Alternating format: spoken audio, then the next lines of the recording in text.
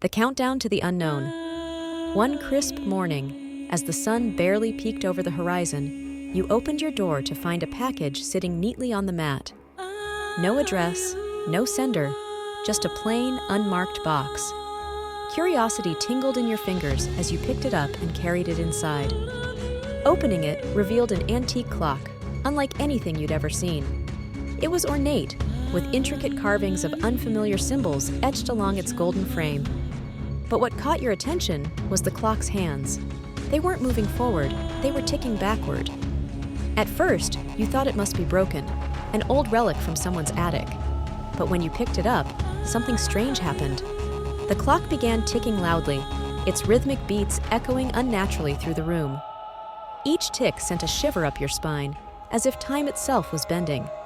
You felt a faint tug, not on your body, but on your mind, as though the clock was pulling you into something, somewhere. You tried to ignore it. After all, it was just a clock.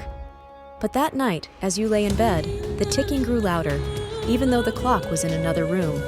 Your dreams were vivid, filled with places you'd never been but felt oddly familiar. A shadowy forest under a blood-red sky. A silent city with no inhabitants, only the faint echo of footsteps that weren't yours. Each dream ended the same way, with the clock's hands nearing zero. The next day, the clock seemed heavier in your hands. When you touched it, the world around you seemed to blur for a split second, as if reality itself was flickering. Then came the memories, only they weren't yours. You saw faces of strangers, their lives playing out like snippets of a film.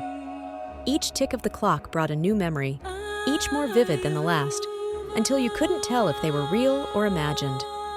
Desperate to end the madness, you tried to throw the clock away. You left it in the trash bin down the street, but when you returned home, there it was, sitting on your table, ticking louder than ever. You smashed it with a hammer, the glass shattering into 1,000 pieces. But the next morning, it was whole again, ticking backward as if nothing had happened. That night, the clock's hands reached zero for the first time. The air grew cold, and the world around you seemed to freeze.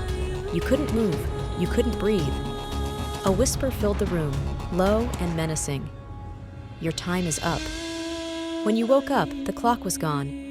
Your room looked the same, but something was different. Outside, people walked by, but their faces were blurred, and their voices sounded distant, as if they were speaking through water.